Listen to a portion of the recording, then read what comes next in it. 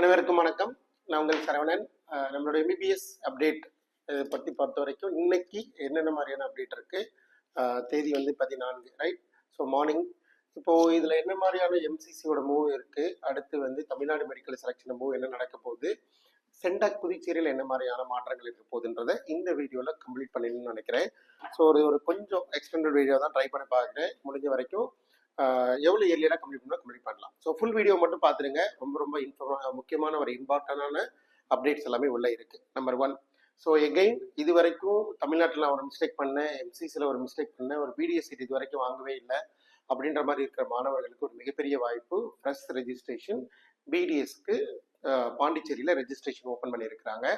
அதே போல் அது ரெஜிஸ்ட்ரேஷனை நீங்கள் தாராளமாக ரெஜிஸ்டர் பண்ணலாம், பணம் கட்டலாம், ஜாயின் பண்ணுறதுக்கு ரெடி ஆகலாம் அங்கே இருக்கிற வேக்கன்சியை பொறுத்து. சரிங்களா? ஸோ இந்த ஃபுல் வீடியோவில் என்னென்னா இந்த ப்ரெஸ் ரெஜிஸ்ட்ரேஷனை பற்றி சொல்லிட்டேன். எகெயின் எம்சிசியோட ரிசல்ட் எக்ஸ்பெக்டேஷன், தமிழ்நாடு மெடிக்கல் செலெக்ஷனில் அவங்களுடைய ஷெட்யூலை எகெயின் 1 டே எக்ஸ்டெண்ட் பண்ணிட்டாங்க. எம்சிசியோட ரிசல்ட்டில் பெருசாக மாற்றங்கள் இருக்க போகிறதில்ல. இன்னைக்கு ஆஸ் பர் ஷெட்யூல் கண்டிப்பாக ரிசல்ட் கொடுத்துருவாங்கன்னு வேறு எக்ஸ்பெக்டட் இஸ் ஆன் டைம். சரிங்களா? அதே மாதிரி டிஎன் மெடிக்கல் செலெக்ஷனில் என்ன மாதிரியான மூவ் இருக்கு, என்ன மாதிரி ரேஞ்சில் மார்க் கிடைக்க போகுது, எல்லா மாணவர்களும் இது வரைக்கும் சீட் வாங்காத இருக்கிற மாணவர்களுக்கு என்ன பண்ணணும் அப்படின்றத பற்றில இந்த வீடியோவில் கவர் பண்ணலாம். நம்பர் 1. சென்டாக் புதுச்சேரி பொறுத்த வரைக்கும் எம்பிபிஎஸ்ல இருக்கிற மொத்த இடங்கள் 25. லாஸ்ட் ஒரு வீடியோவில் சென்டாக் புதுச்சேரியில் வேக்கன்சி லிஸ்ட் போகிறதுக்கு முன்னாடியே நம்ம ஒரு வீடியோவில் சொன்னோம் மொத்தமாக 25 சீட் வேக்கன்ட் இருக்கு அப்படின்னு சொல்லியிருந்தோம். அதே மாதிரி வேக்கன்சி மொத்தம் 25. என்ஆர்ஐல ஒரு சீட்டு, என்ஆர்ஐ மாணவர் இல்லாத பட்சத்தில் அதை ஜெனரல் மேனேஜ்மெண்ட்டுக்காக மாற்றி எம்பிபிஎஸ் இடங்கள் மொத்தமாக 26 இடங்கள் வேக்கன்ட் இருக்கு. அதே போல சென்டாக் புதுச்சேரியில் 26 இடங்கள். அதே மாதிரி பிடிஎஸ்ல கவர்மெண்ட் கோட்டால ஒரு 18 சீட்டும், கவர்மெண்ட் கோட்டால ஒரு 17 சீட்டும், மேனேஜ்மெண்ட் கோட்டால ஒரு 18 சீட்டும் இந்த ரெடியூல வேக்கன்ட் இருக்கு. Sir government quota seat CENTAC புதுச்சேரியில மேனேஜ்மெண்ட்டுக்கு மாற்றுவாங்களா சார்னா கண்டிப்பாக அவங்களுடைய எக்ஸாஸ்டிங் லிஸ்ட்லாம் முடிஞ்சு போச்சு. இதுக்கப்புறம் அந்த கவர்மெண்ட் கோட்டா சீட்டை வந்து எடுக்கிறதுக்கு மாணவர்கள் இல்லைன்ற பட்சத்தில் அதுக்கு செல்ஃப் சப்போர்ட்டிங்காக மாற்றிடுவாங்க. அப்படி மாற்றியும் கூட என்ன பண்ணலாம், கிட்டத்தட்ட ஒரு 34 இடங்கள் பிடிஎஸ்க்கு வேக்கன்ட் இருக்கு. பிடிஎஸ் மட்டுமே எதிர்பார்க்கிற மாணவர்களுக்கு மேபி பயனுள்ளதாக இருக்கலாம், அன்லெஸ் எங்கேயும் மிஸ்டேக் பண்ணாமல் இருக்கிறவங்க. அதே தமிழ்நாடு மெடிக்கல் செலெக்ஷன் ஒருவேளை நீங்கள் ரெஜிஸ்ட்ரேஷனில் இருக்கிறீங்க, பிடிஎஸ் எதிர்பார்க்குறீங்கன்னா கண்டிப்பாக அட்மிஷன் வாங்கலாம், பர்ஃபெக்டாக கைட்லைன் கொடுக்கறது ரெடி.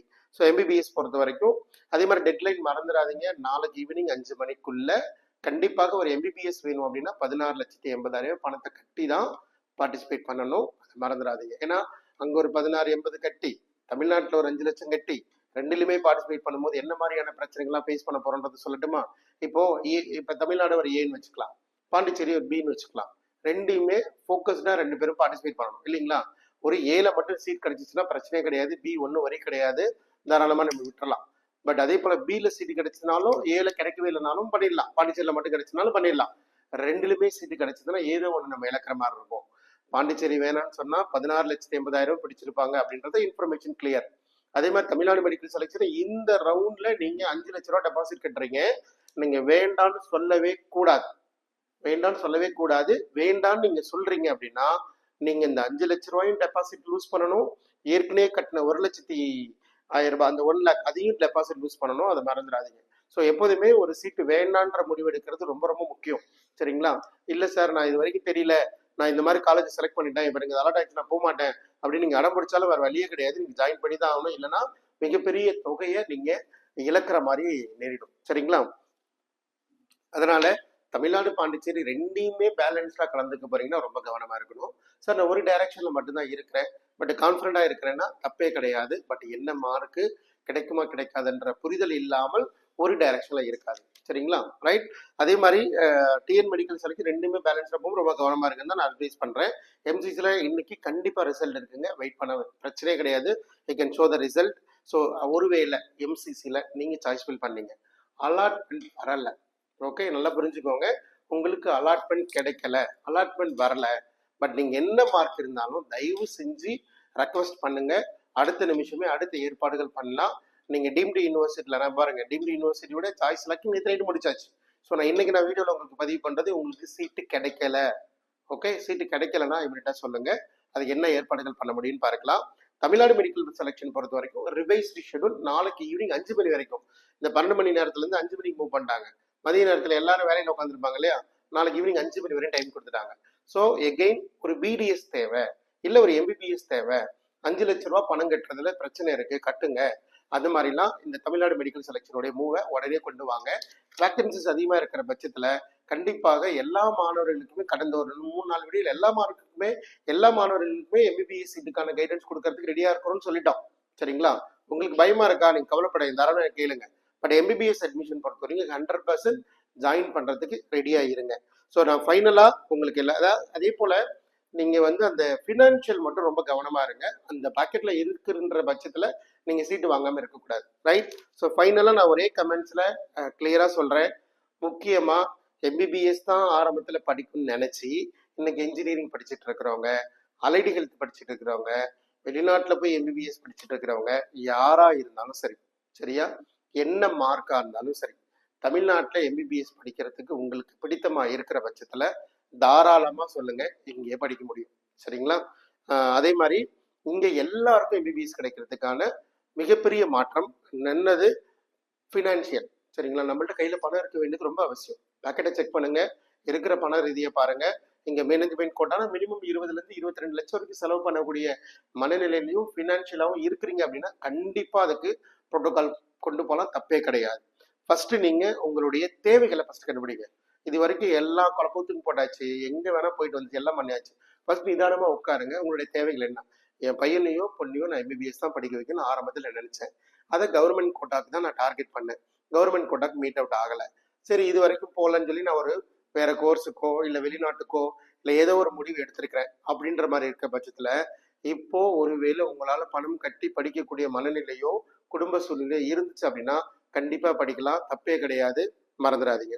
செகண்ட் வந்து உங்களுடைய கனவும் லட்சியமும் எம்பிபிஎஸ் தான் அப்படின்னா எம்பிபிஎஸ்க்கு ஈக்குவலா வேறொரு படிப்புல நீங்க எங்க சேர்ந்திருந்தாலும் அது உங்களுக்கு ஈக்குவல் கிடையாது.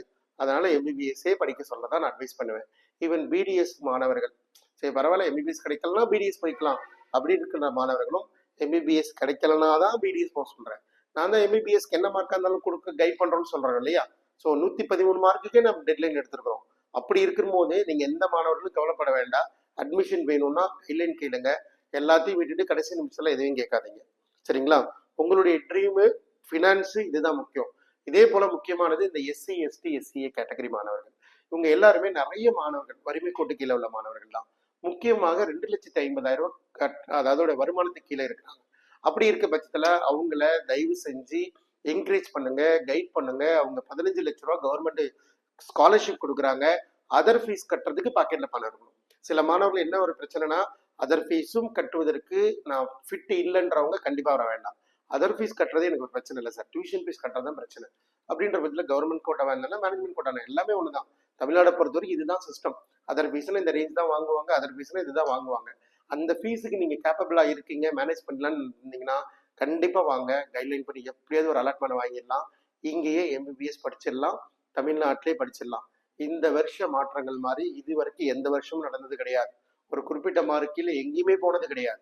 பட் இப்படி ஒரு மிகப்பெரிய வாய்ப்பை சரியான நேரத்திலையும் சரியான ஒரு பர்சனுக்கிட்டையும் தொடர்பு கொண்டு எப்படியாவது அந்த சீட்டை வாங்கிடணும்.